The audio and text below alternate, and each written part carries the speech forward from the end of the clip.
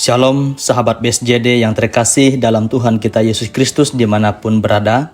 Perkenalkan, nama saya Vikaris Juni Sugianto STH, melayani di Jemaat GKE Kapakat Lawang Kanji Resort GKE Marikoi. Sebelum kita membaca dan mendengarkan kebenaran firman Tuhan, mari kita bersatu hati di dalam doa. Kita berdoa. Ya Tuhan, ajarkan kami umat-Mu menghayati firman-Mu, ajar kami mengerti, mengaminkan sabda-Mu dalam kata, dalam karya, dalam segalanya. Amin.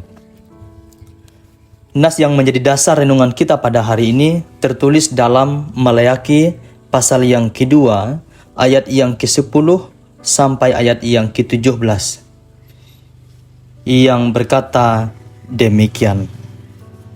Tuhan memarahi Israel karena kawin campur dan perceraian. Bukankah kita sekalian mempunyai satu Bapa? Bukankah satu Allah menciptakan kita? Lalu mengapa kita berkhianat satu sama lain dan dengan demikian menajiskan perjanjian nenek moyang kita?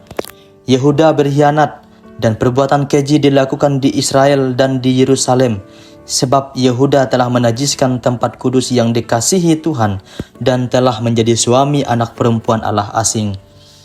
Biarlah Tuhan melenyapkan dari kemah-kemah Yakub segenap keturunan orang yang berbuat demikian, sekalipun ia membawa persembahan kepada Tuhan semesta alam. Dan inilah yang kedua yang kamu lakukan. Kamu menutupi mezbah Tuhan dengan air mata, dengan tangisan dan rintihan, oleh karena ia tidak lagi berpaling kepada persembahan dan tidak berkenan menerimanya dari tanganmu. Dan kamu bertanya, oleh karena apa? Oleh sebab Tuhan telah menjadi saksi antara engkau dan istri masa mudamu yang kepadanya engkau telah tidak setia. Padahal dialah teman sekutumu dan istri seperjanjianmu. Bukankah Allah yang esa menjadikan mereka daging dan roh? Dan apakah yang dikehendaki kesatuan itu? Keturunan ilahi. Jadi jagalah dirimu dan janganlah orang tidak setia terhadap istri dari masa mudanya. Sebab aku membenci perceraian, firman Tuhan, Allah Israel, juga orang yang menutupi pakaiannya dengan kekerasan. Firman Tuhan semesta alam, maka jagalah dirimu dan janganlah berkhianat. Tuhan datang untuk menghukum. Kamu menyusahi Tuhan dengan perkataanmu, tetapi kamu berkata, dengan cara bagaimana kami menyusahi Dia? Dengan cara kamu menyangka setiap orang yang berbuat jahat adalah baik di mata Tuhan. Kepada orang-orang yang demikian, Ia berkenan, atau jika tidak, di manakah Allah yang menghukum? Sampai di sini pembacaan kitab kita yang berbahagia ialah orang yang mendengarkan, memelihara, dan melakukan di dalam kehidupan hari lepas hari. Bapak Ibu yang terkasih dalam Tuhan kita Yesus Kristus, dosa bukan sekedar urusan perorangan. Banyak orang beranggapan bahwa perbuatan dosa mereka adalah urusan pribadi mereka sendiri. Mereka berhak menentukan ingin berbuat apa saja dalam hidup ini dan orang lain tidak berhak menegur. Perikop ini membuka kekeliruan argumen tersebut. Dosa bukan hanya urusan pribadi, tetapi urusan segenap umat Tuhan. Sebab tiap dosa selalu mengandung akibat secara spiritual dan komunal. Israel dikecam karena menduakan Allah dalam kehidupannya. Yehuda dikecam sebab mengkhianati Allah. Mereka menajiskan tempat kudus Allah dengan cara berselingkuh dengan dewa-dewi asing. Ayat yang ke-11. Kalau kita melihat dalam Keluaran pasal yang ke-34 ayat yang ke-15 sampai ayat yang ke-16. Dan Ulangan pasal yang ke-7 ayat yang ke-3 sampai ayat yang ke-4 melarang orang Israel kawin campur dengan penduduk Kanaan.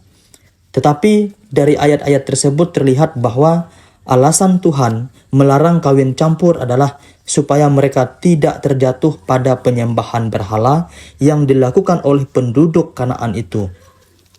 Jadi jelas bahwa sebetulnya larangan ini tidak hanya berlaku untuk kawin campur saja dengan penduduk Kanaan saja, tetapi dengan semua bangsa kafir yang tidak menyembah Allah. Karena itu, dalam ayat yang ke-11 bukan sekedar menyebutkan perempuan asing, tetapi anak perempuan Allah asing. Bapak Ibu yang terkasih dalam Tuhan kita Yesus Kristus, kekudusan Tuhan dan keunikan Israel sebagai umat pilihan Allah terkontaminasi dengan nilai-nilai asing. Israel tidak lagi memberikan kepercayaan yang utuh kepada Allah. Keindahan dan daya tarik Allah yang agung mulai pudar karena hadirnya ilah dalam kehidupan mereka. Bentuk degradasi rohani ini terlihat dalam lembaga perkawinan. Ketika pria Israel tertarik kepada wanita non-Israel, mereka menceraikan istri seimannya untuk menikahi wanita asing itu. Ayat yang ke-14. Persekutuan sejati dalam keluarga umat Allah menjadi hancur. Pernikahan kudus menghasilkan keturunan ilahi menjadi rusak. Ayat yang ke-15. Persekutuan tidak kudus ini akan melahirkan anak-anak najis. Bandingkan Kejadian pasal yang ke-6 ayat 1 sampai ayat yang ke-5. Tuhan akan menghukum mereka yang memutarbalikkan kebenaran. Maleakhi pasal 2 ayat 17. Bapak Ibu yang terkasih dalam Tuhan kita Yesus Kristus, berhala-berhala rohani mengakibatkan perilaku seksual yang menghancurkan sendi-sendi pernikahan dan kekerabatan keluarga. Oleh karena kaitan dosa dengan wujud dan akibatnya sangat luas. Bapak Ibu yang terkasih dalam Tuhan kita Yesus Kristus, untuk kita renungkan. Orang yang sudah dikuduskan oleh Kristus perlu secara proaktif mempraktikkan kesucian dan kesetiaannya pada Allah di segala aspek kehidupannya.